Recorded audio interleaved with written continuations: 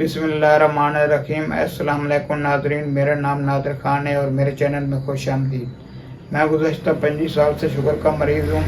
उस वक्त मेरी उम्र से 11 साल थी जब मुझे ये बीमारी लाक हुई थी। नाज़रीन, आज की वीडियो में मैं आपको फस्तूले के बारे में बताऊँगा और इसके प्रोसीजर के बारे में, ये किस तरह बनाया जाता है और उन लोगों के लिए ये कैसे मददगार साबित हो सकता है जिनके शुगर की वजह से गुर्दे ख़राब हो गए हैं। और ये वीडियो ख़ास तौर पर उन लोगों के लिए है जो गुर्दों के मसाइल का सामना कर रहे हैं और उनके लिए इसका प्रोसीजर कितना मुश्किल या आसान हो सकता है। तो नाज़रीन, आइए A to Z तक इसका प्रोसीजर के बारे में जानते हैं।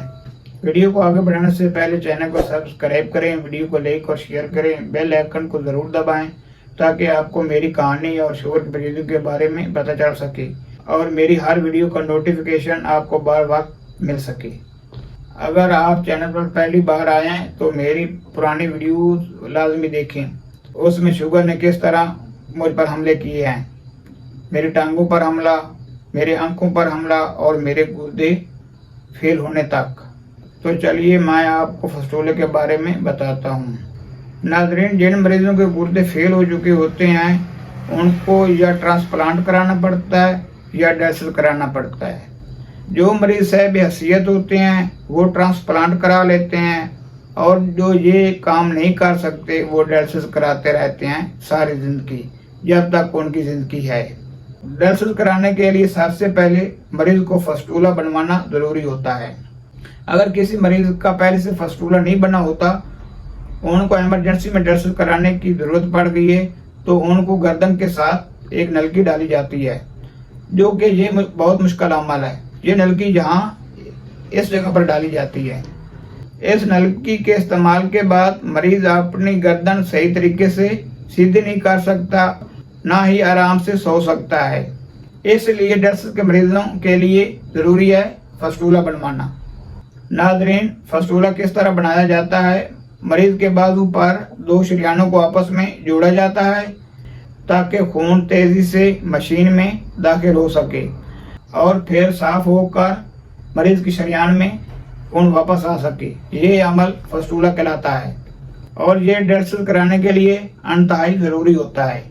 फस्तूले बनवाने का मकसद ये होता है खून को मुस्तकिल और मजबूत रास्ता फराहम किया जाए, जिसके ज़रिए बड़ी मकदार में खून मशीन में आ सके और साफ होकर वापस जिस्म में जा सके।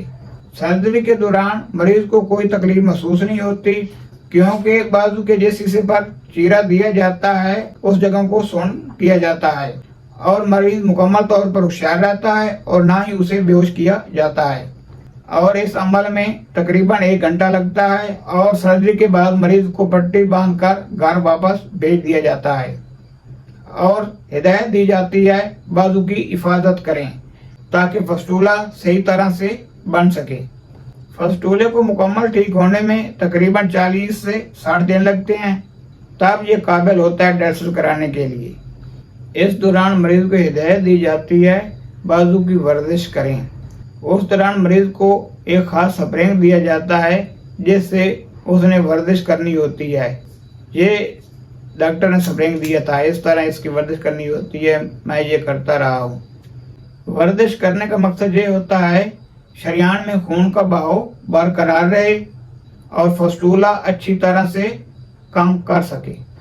और ये भी कहा जाता है फस्तूले वाले बाजू पर आप BP नहीं चेक करा सकते, ना ही कोई खून निकाल सकते हैं टेस्ट देने के लिए। अब मैं शुगर के मरीजों के बारे में बताता हूँ, उनके लिए ये प्रोसीजर कितना मुश्किल या आसान हो सकता है। शुगर के मरीजों को एक लंबे अरसे तक फस्तूले को कामयाब रखना एक चैलेंज हो सकता है।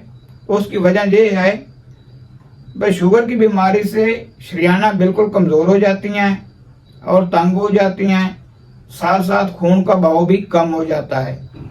इसके नतीजे में डायलिसिस के दौरान मशीन सही तरह से डायलिसिस नहीं कर सकती और मशीन को बार बार बंद करना पड़ता है, जिससे डायलिसिस का अमल मुकम्मल नहीं होता।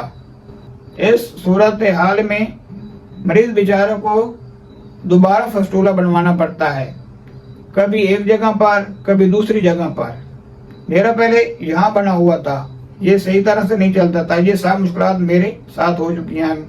جب میں ڈائلسس کراتا تھا مشین بند ہو جاتی تھی، خون کا فلو کم ہو جاتا تھا، بڑے مسئلے مسائل بنتے تھے۔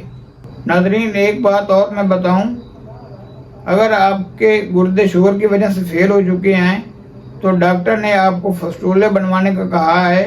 جب آپ پہلی دفعہ ڈاکٹر کے پاس جاتے ہیں نا، مریضوں کو نہیں پتا ہوتا فسٹولا کس جگہ پر بنوانا چاہیے جس کا فلو تیزی سے مشین میں آئے۔ جب میں پہلی دفعہ ڈاکٹر کے پاس گیا تو اس نے میرا بازو چیک کیا تو اس نے کہا کہ اس جگہ پر فسٹولا بنے گا۔ جب بن گیا اس جگہ سے خون کا فلو صحیح طرح سے نہیں آ رہا تھا، اس لیے آپ کو چاہیے فسٹولا آپ اس جگہ پر بنوائیے کہ بازو نہیں جاتے، اس کے درمیان میں بنوائیں تاکہ اس سے فلو بہت تیزی سے آتا ہے۔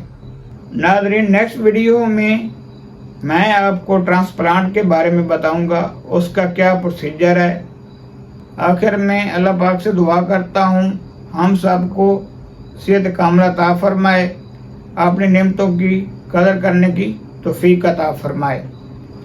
ملتے ہیں اگلی ویڈیو میں، تب تک اجازت دیجیے، خدا حافظ۔